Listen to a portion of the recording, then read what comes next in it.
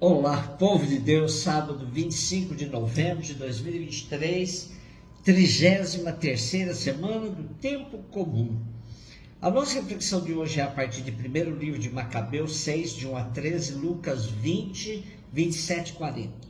Naqueles dias o rei Antíoco estava percorrendo as províncias mais altas do seu império, quando ouviu dizer que Elimaida, na Pérsia, era uma cidade célebre por suas riquezas, sua prata, ouro, e que seu templo era fabulosamente rico, contendo véus, tecidos de ouro, couraças, armas ali deixadas por Alexandre, filho de Filipe, rei da Macedônia, que fora o primeiro a reinar entre os gregos.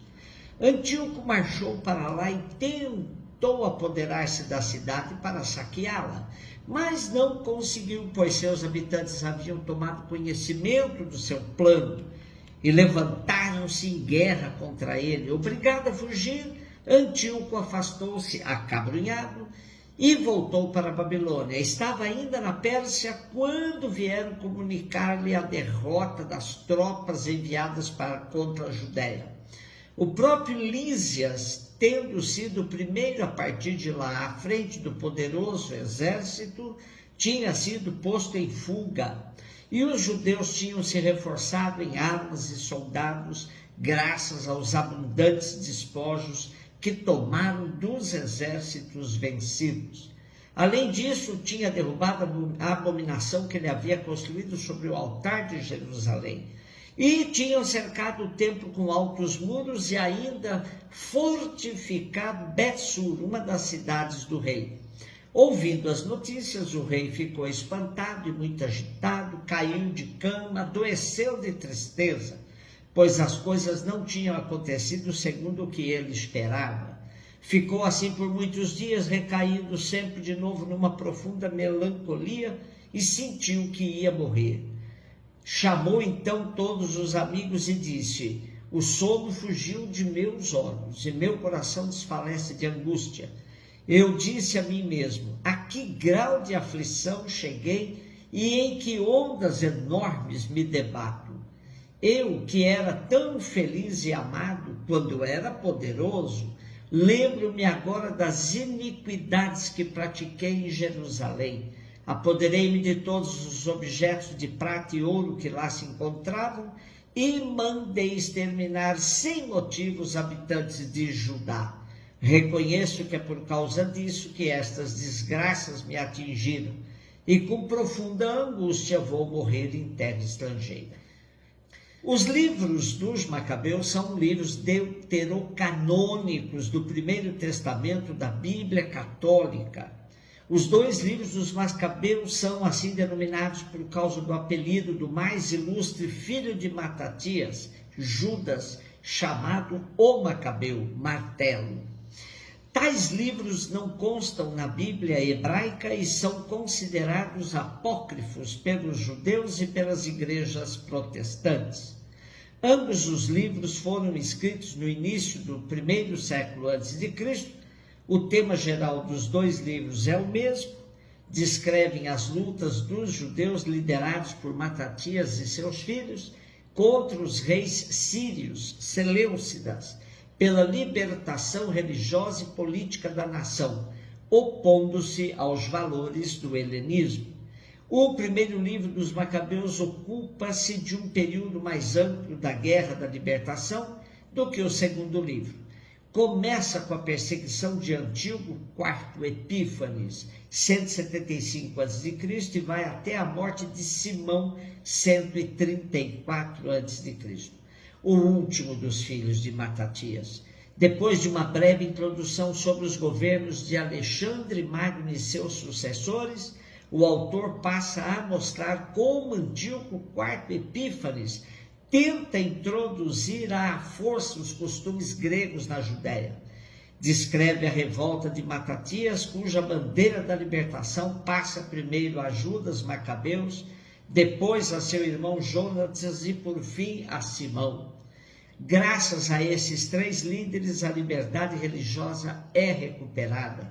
O país torna-se independente por um breve período e o povo torna a gozar de paz e tranquilidade. Os livros identificam religião e patriotismo, descrevendo a revolta como verdadeira guerra santa, abençoada pelo próprio Deus, que não abandona os que lutam para ser fiéis a Ele. É um convite para encarnar a fé em ação política e revolucionária contra as tiranias. Ao invés de ser concebida como refúgio seguro fora do mundo, a fé se torna fermento libertador que provoca transformações dentro da história e da sociedade. Sobretudo, mostra que um povo, por mais fraco que pareça, jamais deve se conformar diante da prepotência dos poderosos. E hoje temos uma das 3 versões que os livros de Macabeus apresentam sobre a morte do tirano Antíoco IV Epífanes. Morre adoecido pelo poder. Lucas 20, 27 e 40. Aproximaram-se de Jesus alguns saduceus que negam a ressurreição e lhe perguntaram: Mestre, Moisés deixou-nos escrito, se alguém tiver um irmão casado e esse morrer sem filhos, deve casar-se com a viúva a fim de garantir a descendência para o seu irmão. Ora, havia 7 irmãos. O primeiro casou e morreu sem deixar filhos. Também o segundo e o terceiro se casaram com a viúva, e assim os 7.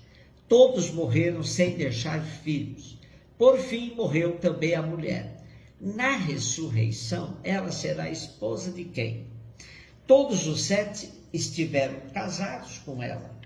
Jesus respondeu aos saduceus: nesta vida os homens e as mulheres casam-se, mas os que forem julgados dignos da ressurreição dos mortos e de participar da vida futura, nem eles se casam, nem elas se dão em casamento, e já não poderão morrer, pois serão iguais aos anjos. Serão filhos de Deus porque ressuscitaram. Que os mortos ressuscitam, Moisés também o indicou na passagem da sarça, quando chama o Senhor, o Deus de Abraão, de Isaque e de Jacó. Deus não é Deus dos mortos, mas sim dos vivos, pois todos vivem para Ele. Alguns doutores da lei disseram a Jesus: Mestre, tu falaste muito bem. Ninguém mais tinha coragem de perguntar coisa alguma a Jesus. Os saduceus eram um partido judaico presente na Judéia durante o período do Segundo Templo, desde o 2º século a.C., até a destruição do templo em anos 70 depois de Cristo. O partido foi identificado pelo historiador Flávio Josefo como o alto escalão social e econômico da Judéia. O grupo cumpria variadas funções políticas, sociais e religiosas, dentre as quais se pode mencionar a função da manutenção do templo.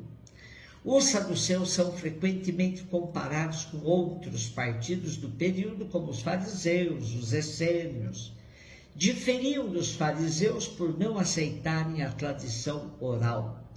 O conflito entre os 2 partidos foi o desastre dos últimos anos da Jerusalém judia. Atos 23, versículo 8, nos mostram que os saduceus se opunham aos fariseus não só pela ressurreição dos mortos, mas também não criam em anjos e em espíritos. Os saduceus supervisionavam muitos assuntos formais do Estado, administravam o Estado internamente e o representavam internacionalmente. Participavam dos sinédrios, assembleias que funcionavam como legislativo e judiciário da antiga Israel, com cada cidade possuindo um, sendo o grande sinédrio, o mais importante de todos, representava toda a antiga Israel. Coletavam impostos, equipavam e lideravam o exército, regulamentavam relações com o Império Romano e mediavam queixas domésticas. Portanto, Jesus está enfrentando no texto de hoje a hierarquia mais alta do judaísmo de sua época.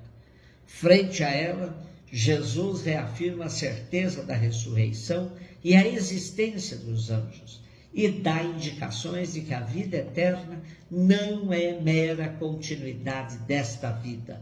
Lá seremos diferentes, mas é bom não vivermos especulando como será, pois senão caímos em um monte de asneiras que se ouve por aí acerca da vida do lado de lá.